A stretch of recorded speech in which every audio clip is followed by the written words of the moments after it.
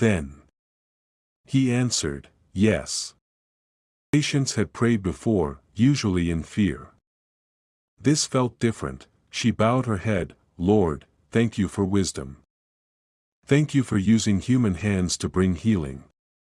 And thank you that even in sickness, you are still present.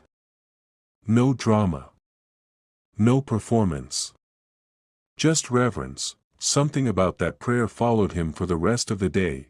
Her condition required regular monitoring. So she returned often. Each time, she looked the same: plain clothes, tired eyes, quiet confidence. But what stood out wasn't her appearance. It was her peace. She never complained. Never demanded. Never tried to draw sympathy. One day, he asked casually, "Doesn't this illness scare you?" She smiled, not because it didn't hurt, but because she had made peace with something deeper. It used to, she admitted. But fear makes you focus on what you might lose. Faith teaches you to focus on who remains. He didn't respond immediately. Because he had everything: health, career, looks, respect, yet still lived afraid of losing control.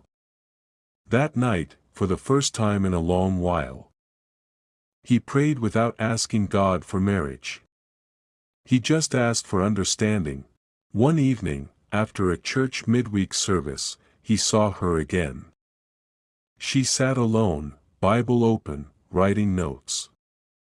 This surprised him. He had never connected her face to that space before. After service, as people began to leave, he stood beside her briefly. "That message was heavy," he said softly. She nodded. "Yes. Especially the part about surrender." She hesitated, then added, "Sometimes we surrender our sins, but not our expectations."